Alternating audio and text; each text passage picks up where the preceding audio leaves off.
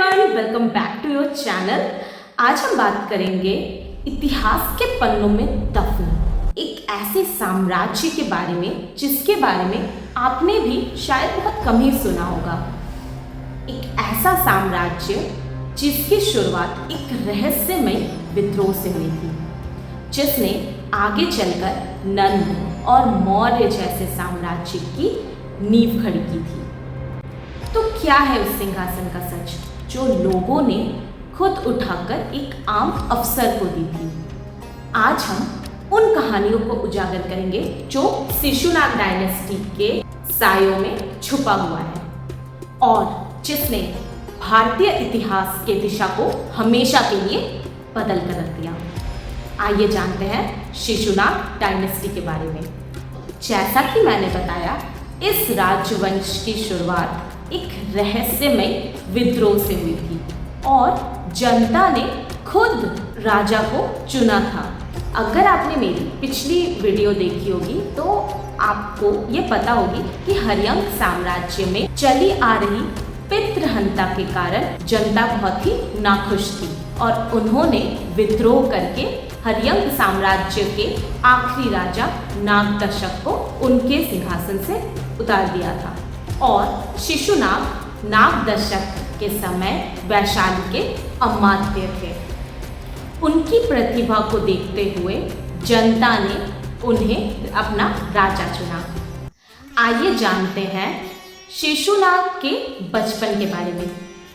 बौद्ध ग्रंथ महावंश के हिसाब से शिशुनाग लिच्छवी राजा और नगरवधु के पुत्र थे। जन्म के बाद ही उन्हें त्याग कर दिया गया था। उन्हें त्याग करने के बाद उनकी रक्षा एक नाग ने की थी। जब लोगों को वे मिले तो उन्होंने देखा कि एक बच्चे की रक्षा सर्प ने की है। उन्होंने उस सर्प को भगाया और इसी घटना के बाद नाग द्वारा सुरक्षित किया जाने के कारण उनका नाम शिशुनाग पड़ा। शिशुनाग ने शासन व्यवस्था को समझते हुए अपना युवा अवस्था व्यतीत की थी और जैसा कि मैंने बताया, हर्यंक साम्राज्य में चली आ रही पितृहंता के कारण लोगों और मंत्रियों ने शिशुनाग के नेतृत्व और प्रशासनिक समझ को समझते हुए उन्हें अपना राजा चुना। शिशुनाग का शासनकाल एंशिएंट इंडियन हिस्ट्री, खासकर मगध एम्पायर के लिए बहुत ही जरूरी है, क्योंकि इस वंश के राजा खुद भी अमात्य रह चुके थे हर्यंक साम्राज्य के, तो उन्होंने बहुत सारे बड़े बड़े बदलाव किए। आइए जानते हैं शिशुनाग साम्राज्य के शासन व्यवस्था के बारे में। शिशुनाग काल में शासन व्यवस्था केंद्र के हाथों में होती थी। हालांकि राजा के पास जुडिशरी, एग्जीक्यूटिव और मिलिट्री तीनों पावर होती थी। फिर भी राजा के पास उनकी एक मंत्री मंडल भी होती थी, क्योंकि वो खुद भी एक अमात्य रह चुके थे। अमात्य मतलब मंत्री रह चुके थे, तो वे जानते थे कि शासन को अच्छे से चलाने के लिए मंत्री और उनके रायों को समझना जरूरी है। इससे राजा के प्रति मंत्रियों की एकता और विश्वास बना रहेगा। राजा बनते ही शिशुनाग ने मगध साम्राज्य के 100 साल पुराने दुश्मन प्रद्योत साम्राज्य यानी अवंती साम्राज्य को हरा दिया था। वहां पर शांति कायम करने के लिए उन्होंने अपने सबसे विश्वासी अमात्य यानी मंत्री और राजकुमार को भेजा था। अवंती जैसे शक्तिशाली साम्राज्य को हराने और अपने बाउंड्रीज को मजबूत बनाने के लिए शिशुनाग ने एक बहुत बड़ी सेना खड़ी की थी, जिसका सारा खर्चा सीधा राज खजाने से आती थी। शिशुनाग ने अपने आर्मी को 4 मुख्य भाग में बांट रखा था। पहला भाग था पैदल सेना, दूसरा घुड़सवार, तीसरा रथ और चौथा हाथी। शिशुनाग ने हाथियों का इस्तेमाल बहुत ही बखूबी किया था। उन्होंने इनका इस्तेमाल दुश्मन के किलों को तोड़ने और सेना को हराने में बखूबी किया था। हम एक बात तो बहुत अच्छे से जानते हैं, जब दो देशों में लड़ाई होती है तो सबसे महत्वपूर्ण हो जाती है जो ट्रेड वाला रूट है, मतलब जहां से सामान लाया ले जाया जाता है। जैसे हम अभी ईरान इजराइल वॉर को देख रहे हैं, तो उसमें भी ये हुआ है कि स्ट्रेट ऑफ हॉर्मुज को बंद कर दिया गया था, जहां से जरूरत के सामान को लाया ले जाया जाता था।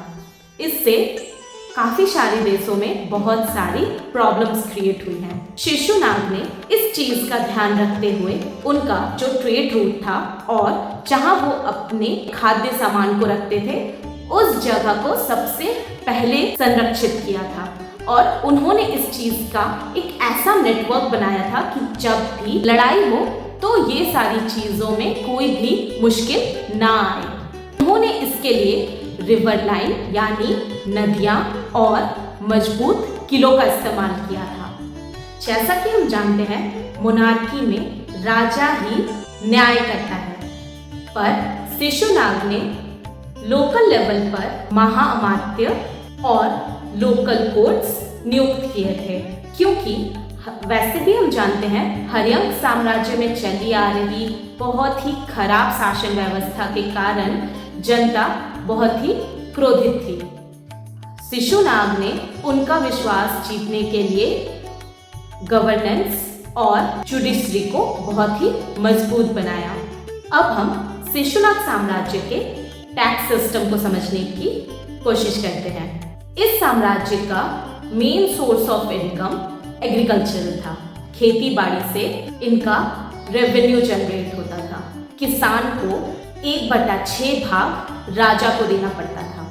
आर्टिसंस और रिवर घाट्स पर टोल भी लगाए जाते थे, जिससे कि मंत्रियों और सेना के खर्चे निकलते थे। शिशुनाग ने मगध को एक छोटे राज्य से महान साम्राज्य बना दिया था।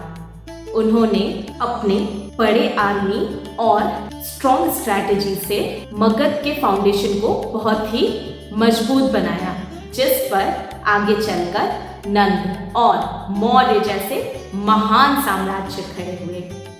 तो आज हमने जाना शिशुनाग साम्राज्य के बारे में। इसके दूसरे भाग में मैं इनके बेटे कालशोक के बारे में बताऊंगी।